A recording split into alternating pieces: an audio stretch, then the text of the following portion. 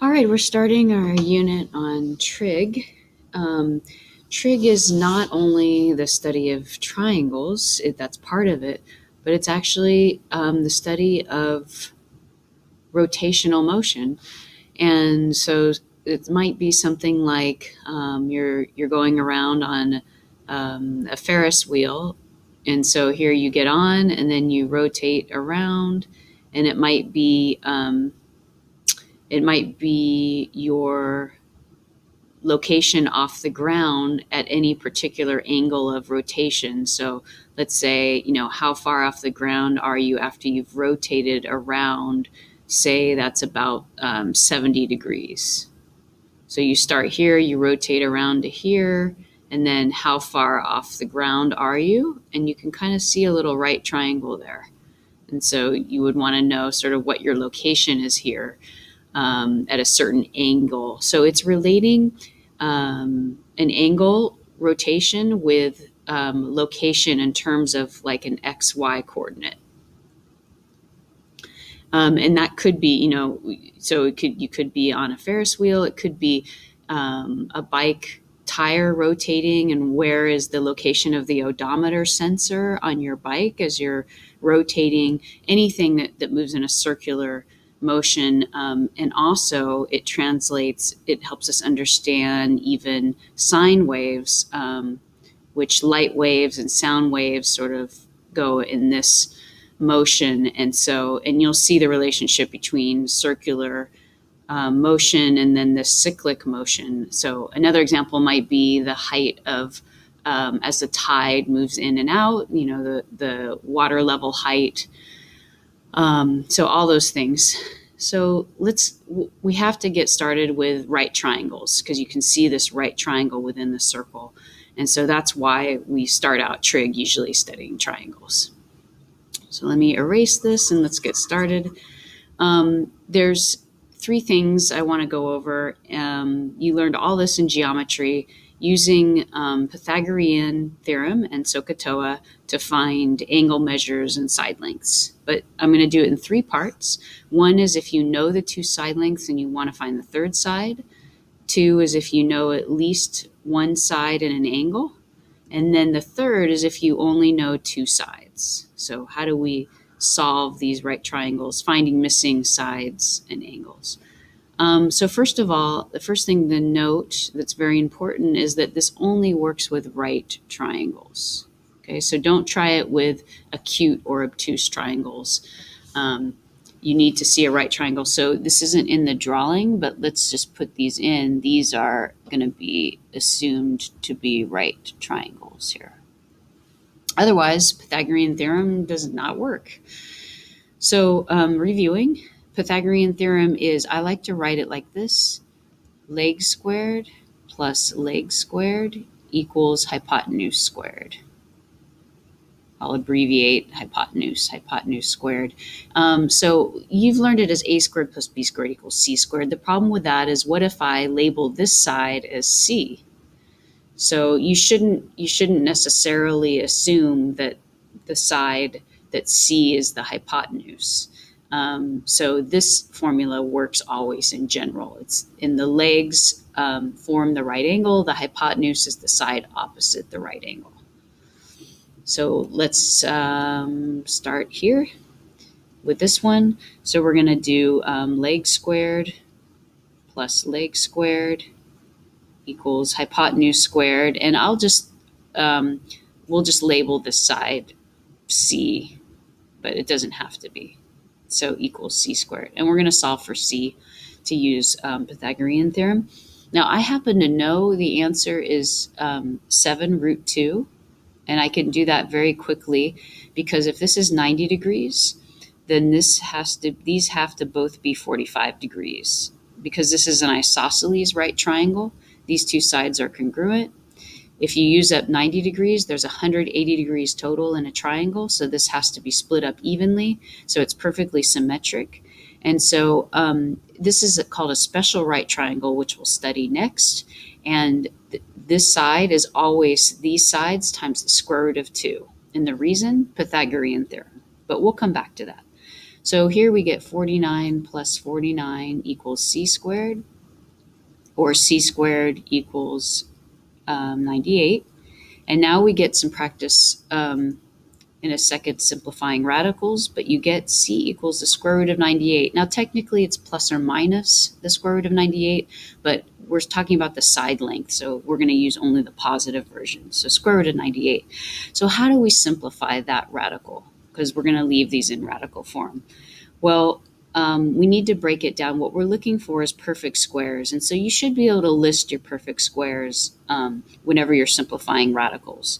So they are 1 squared, 2 squared, 3 squared, 4 squared, 5 squared, 6 squared, 7 squared, etc. You should be able to come up with the perfect squares. So we're looking for that in here. So what we do is we break it down, the square root of 98. If you have any even number, start with dividing by 2. So that is the same as the square root of 2 times the square root of 49. And then we can keep breaking it down, but we don't need to anymore because 49 is a perfect square, and the square root of 49 is 7. So the final answer is 7 root 2. Just as I suspected, 7 root 2. Okay, let's move on to another one. Let's practice Pythagorean Theorem. 10 squared plus 5 squared equals c squared. So you get 125. And so c is the square root of 125. Hopefully you can see that this is, we can't divide by 2. 3 does not go in evenly either. Of course, 4 won't, but 5 will. So square root of 5 times square root of 25. And so this is simply 5 root 5 is the length of that side. All right, so that's how you find the third side given any 2 sides. Use Pythagorean theorem. So next, if you know one side and an angle, use SOHCAHTOA. So you need to memorize SOHCAHTOA. You can either memorize it just by knowing, remember, it's like soaking a toe in the water. Or there's a whole list of mnemonics that you could use. So if you click on this link, there's a website for that. Let me see if I can show it here. This might come up, but these are some of the mnemonics you could use. So some of her children are having trouble over algebra.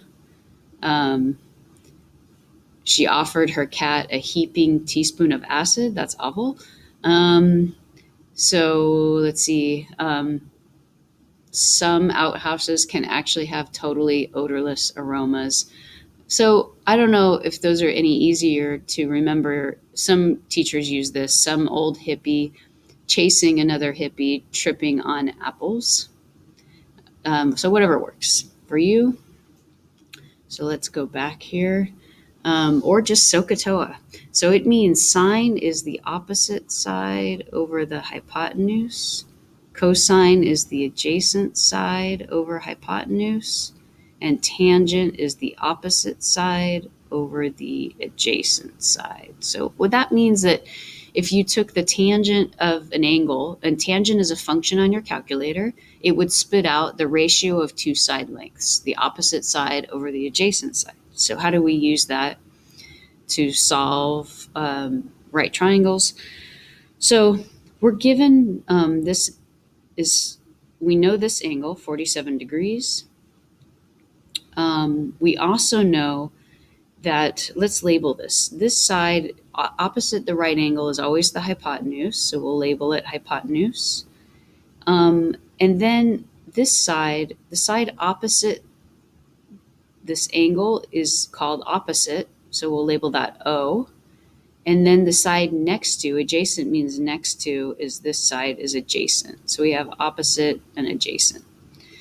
So which of these 3 trig functions do we use? Well, given this angle, we also know the opposite side and the adjacent side and the hypotenuse. We don't know the opposite side. So which of these uses adjacent and hypotenuse?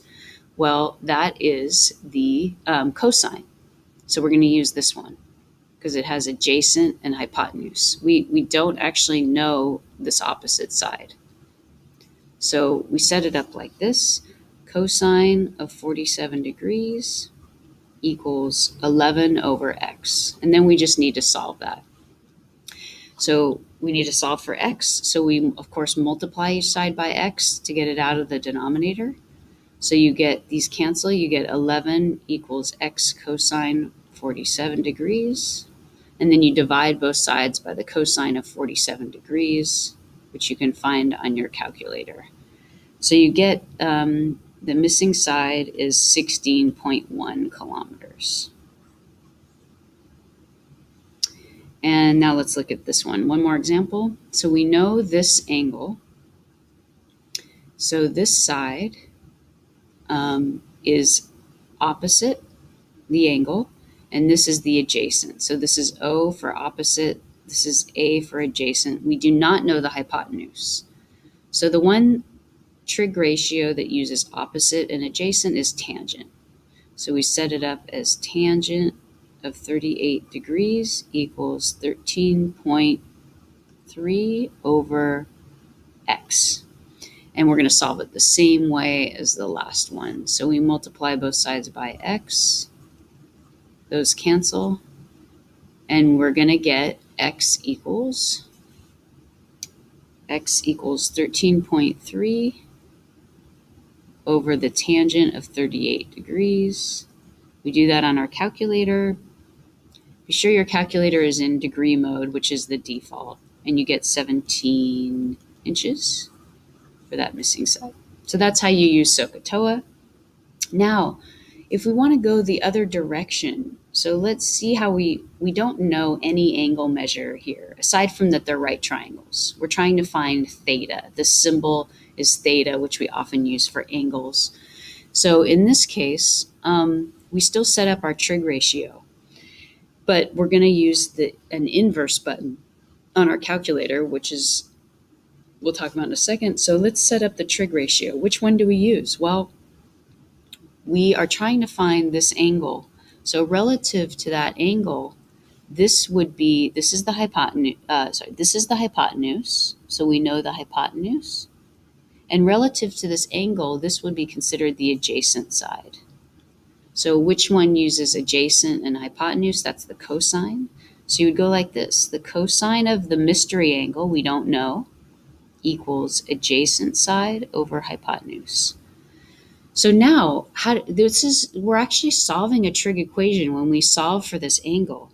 So let me try to explain it this way as a function machine that we started out at the beginning of the semester. So there's this machine, and you dump in, normally what we've been doing is you tell it the angle into the machine, and out comes, and so let's say we're doing the cosine function, and out comes the ratio of two sides.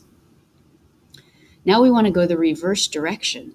So there's this button on your calculator above the cosine button, and it looks like this. It looks like cosine with a little -1 at the top. So what do we know that means? That means undo this. It means do the inverse or the opposite. So if you hit that button, if you do cosine inverse of 2/5, you're going to get your answer. And that answer should be 66.4 degrees. That's a 66.4 degrees. So let's try that one more time. Another example. We know this, we don't know. We want to find this angle. And then this would be the opposite side, and this would be the adjacent side. We don't know the hypotenuse. So which one uses opposite and adjacent? That's tangent. So we go tangent of the angle equals 4 over 5. And therefore, our answer to undo the tangent is tangent inverse of 4/5. So it's, and that should give you 38.7 degrees, which looks reasonable for this angle. If we got something like 100 degrees, that would not make any sense. So that is how you use Pythagorean Theorem and SOHCAHTOA to solve triangles.